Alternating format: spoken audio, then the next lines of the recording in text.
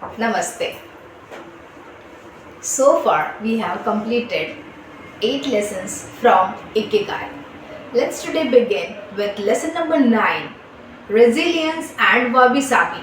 How to face life's challenges without letting stress and worry age you. This is going to be the last lesson of this book. Resilience and Wabi Sabi. How to face life's challenges without letting stress and worry age you. So, let's get started. What is resilience? One thing that everyone with a clearly defined Ikigai has in common is that they pursue their passion no matter what. They never give up, even when the cards seem stacked against them or they face one hurdle after another. We're talking about resilience, a concept that has become influential among psychologists.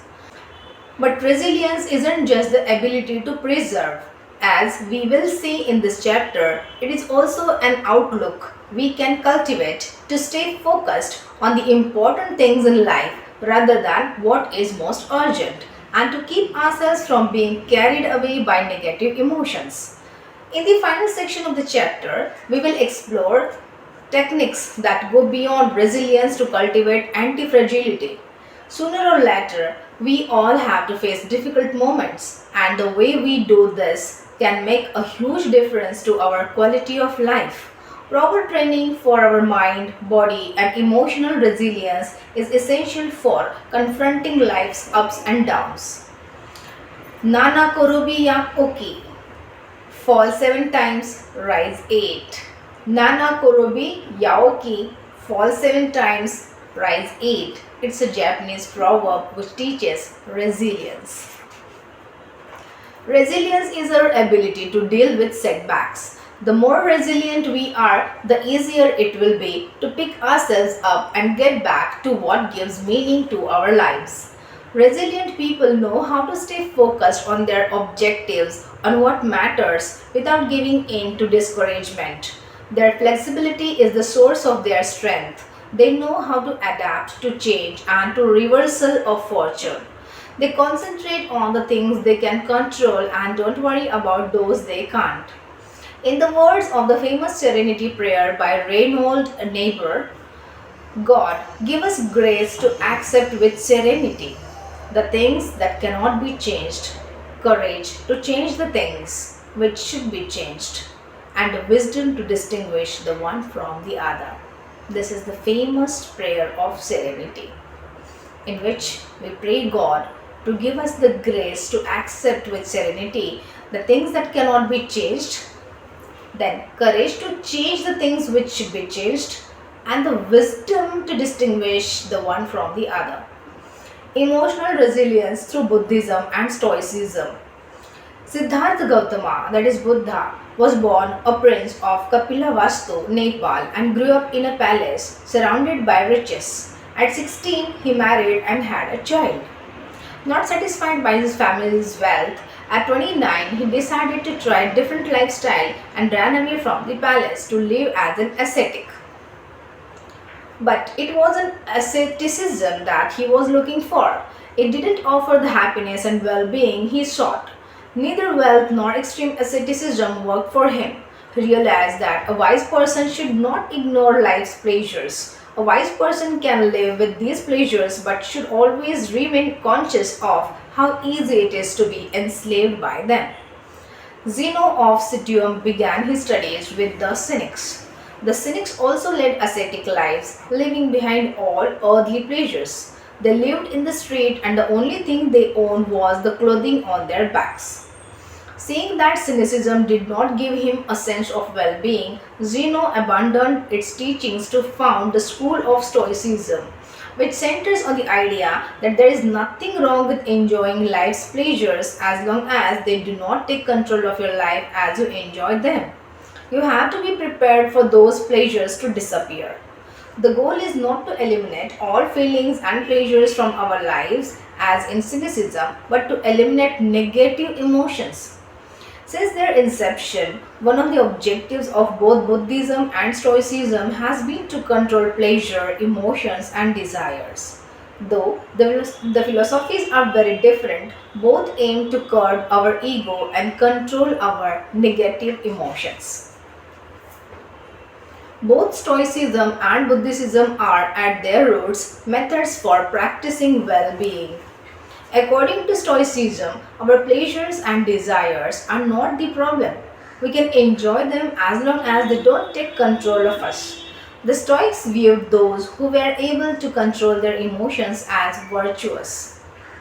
What's the worst thing that could happen? We finally land our dream job, but after a little while, we are already hunting for a better one. We win the lottery and buy a nice car, but then decide we can't live without a sailboat. We finally win the heart of the man or woman we have been pining for and suddenly find we have a wandering eye. People can be insatiable. The Stoics believed that these kinds of desires and ambitions are not worth pursuing. The objective of the virtuous person is to reach a state of tranquility, that is, apatheia, the absence of negative feelings such as anxiety, fear, shame, vanity, and anger, and the presence of positive feelings such as happiness, love, serenity, and gratitude.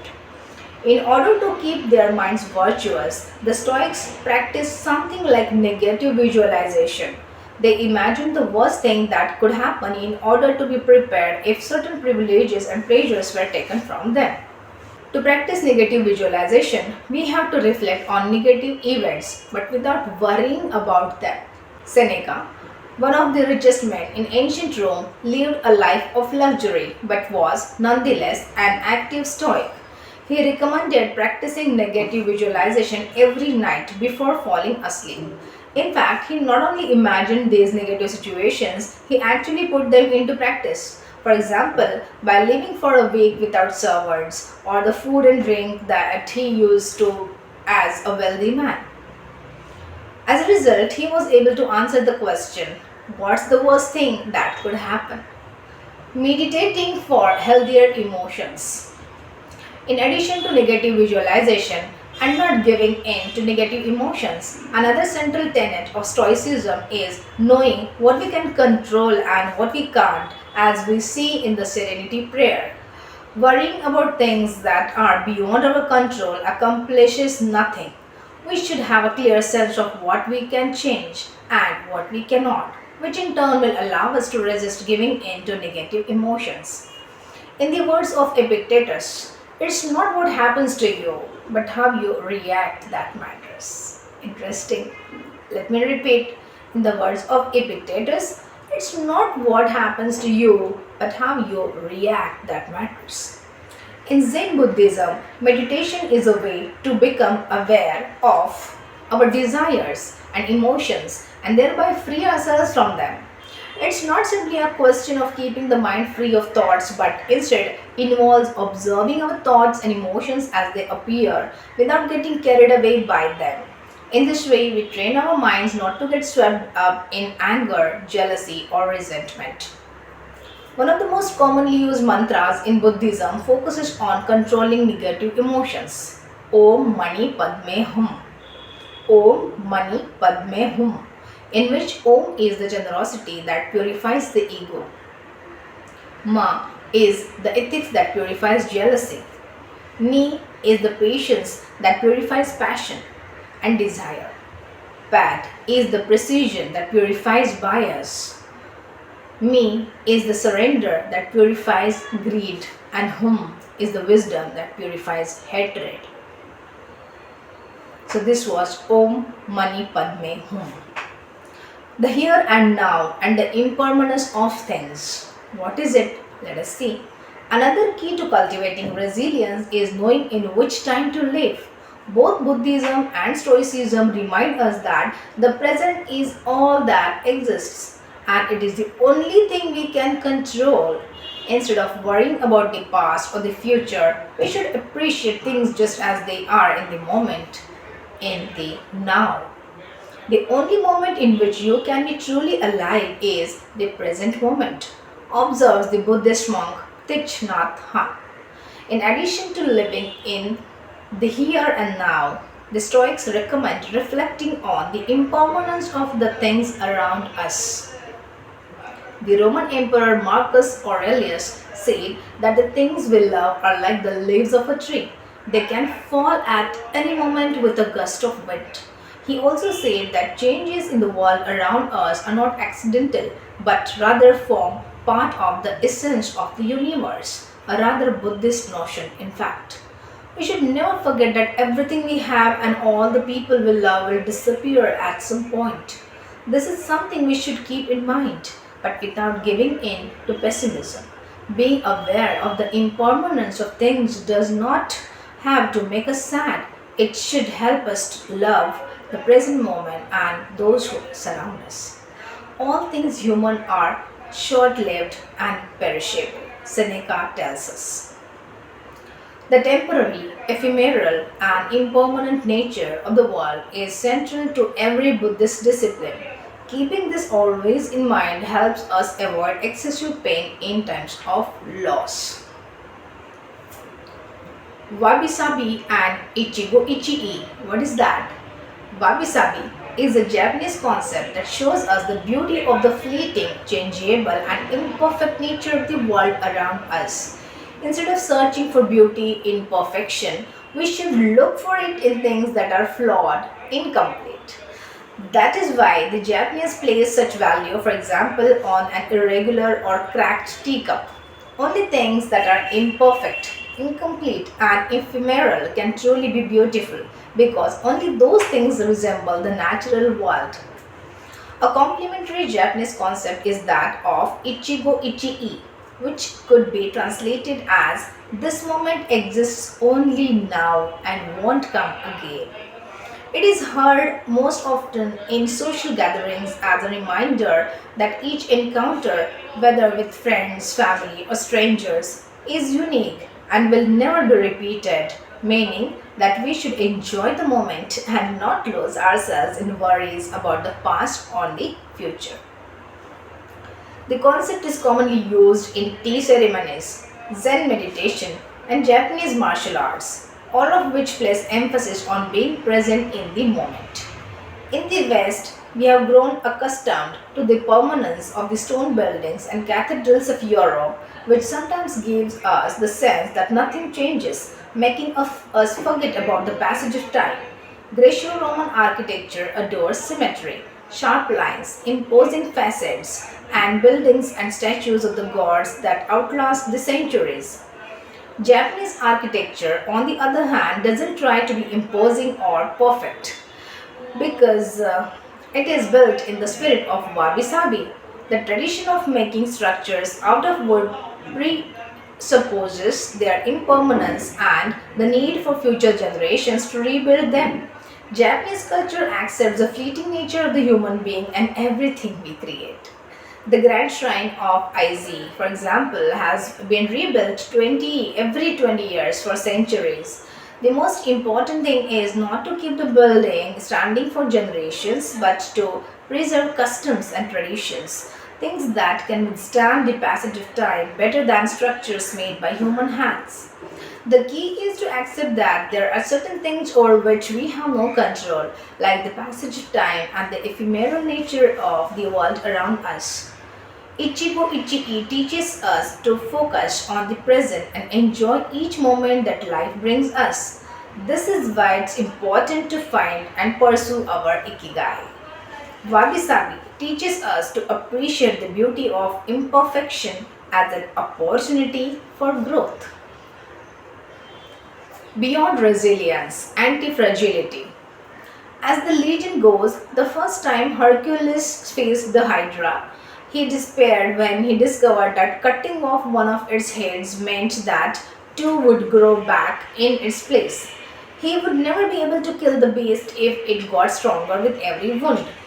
As Nassim Nicholas Taleb explains and in Anti-Fragile, Things That Gain from Disorder, we use the word fragile to describe people, things, and organizations that are weakened when harmed, and the word robust and resilient for things that are able to withstand harm without weakening, but we don't have a word for things that get stronger when harmed up to a point.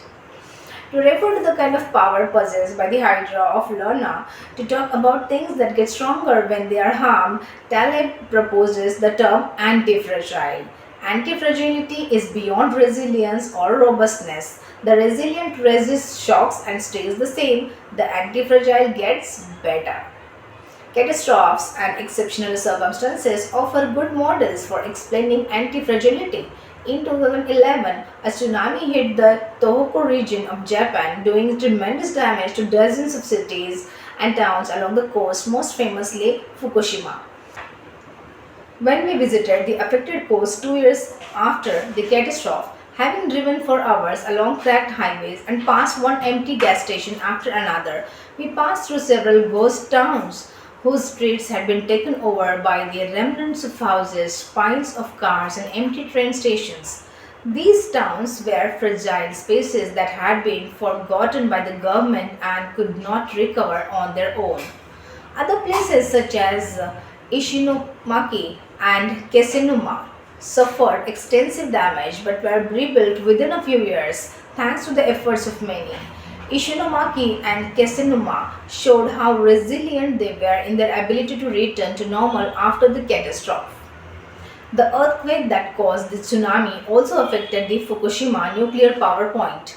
The Tokyo Electric Power Company engineers working at the plant were not prepared to recover from that kind of damage.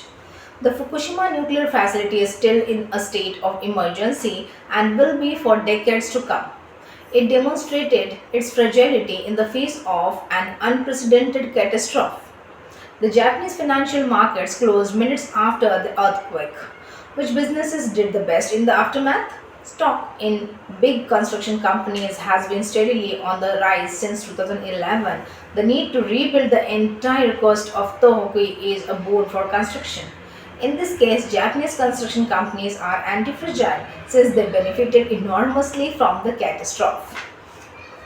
Now, let's take a look at how we can apply this concept to our daily lives. How can we be more anti-fragile? Step 1. Create more options. Step 1. Create more options. Instead of having a single salary, try to find a way to make money from your hobbies, at other jobs, or by starting your own business. If you have only one salary, you might be left with nothing should your employer run into trouble, leaving you in a position of fragility. On the other hand, if you have several options and you lose your primary job, it might just happen that you end up dedicating more time to your secondary job and maybe even make more money at it. You would have bitten that stroke of bad luck and would be, in that case, anti-fragile. 100% of the seniors we interviewed in Ogimi had a primary and a secondary occupation. Most of them kept a vegetable garden as a secondary job and sold their produce at the local market. The same idea goes for friendships and personal interests. It's just a matter, as the saying goes, of not putting all your eggs in one basket. In the sphere of romantic relationships, there are those who focus all their energy on their partner and make him or her their whole world. Those people lose everything if the relationship doesn't work out. Whereas if they have cultivated strong friendships and a full life along the way, they will be in a better position to move on at the end of a relationship. They will be anti-fragile. Right now, you might be thinking, I don't need more than one salary and I'm happy with the friends I always had. Why should I add anything new? It might seem like a waste of time to add variation to our lives because extraordinary things do not ordinarily happen. We slip into a comfort zone, but the unexpected always happens, sooner or later. Step 2. Bet conservatively in certain areas and take many small risks in others. Step 2. Bet conservatively in certain areas and take many small risks in others. The world of finance turns out to be very useful in explaining this concept. If you have $10,000 saved up, you might put $9,000 of that into an index fund or fixed term deposit and invest the remaining $1,000 in 10 startups with huge growth potential, say $100 in each. One possible scenario is that three of the companies fell, you lose $300. The value of three other companies goes down, you lose another $100 and $200 respectively. The value of three goes up, you make $100 or $200, and the value of one of the startups increases 20-fold. That is, you make nearly $2,000 or maybe even more. You still make money even if three of the businesses go completely belly up. You have benefited from the damage just like the Hydra. The key to becoming anti-fragile is taking on small risks that might lead to great reward without exposing ourselves to dangers that might sink us, such as investing $10,000 in a fund of questionable reputation that we saw advertised in the newspaper. Step number 3. Get rid of the things that make you fragile. Step 3. Get rid of the things that make you fragile. We are taking the negative route for this exercise. Ask yourself, what makes me fragile? Certain people, things, and habits generate losses for us and make us vulnerable. Who and what are they? When we make our New Year's resolutions, we tend to emphasize adding new challenges to our lives. It's great to have this kind of objective, but setting good riddance goals can have an even bigger impact. For example, stop snacking between meals, eat sweets only once a week, gradually pay off all debt, avoid spending time with toxic people, avoid spending time doing things we don't enjoy simply because we feel obligated to do them. Spend no more than 20 minutes on Facebook per day. To build resilience into our lives, we should not fear adversity because each setback is an opportunity for growth. If we adopt an anti-fragile attitude, we will find a way to get stronger with every blow, refining our lifestyle and staying focused on our Ikigai. Taking a hit or two can be viewed as either a misfortune or an experience that we can apply to all areas of our lives. As we continually make corrections and set new and better goals, as Taleb writes in Anti-Fragile, we need randomness, mess, adventures, uncertainty, self-discovery, here traumatic episodes, all these things that make life worth living. We encourage those interested in the concept of anti-fragility to read Nassim Nicholas Taleb's Anti-Fragile.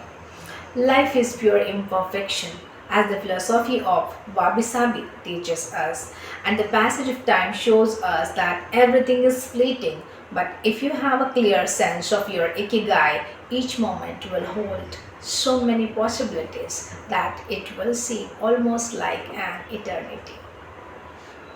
So this was all about lesson number 9, resilience and Wabi Sabi. Resilience and Wabi Sabi. How to face life's challenges without letting stress and worry age you. Hope you all have enjoyed the lesson and got a lot of information about this. See you in the next video. Till then, bye-bye.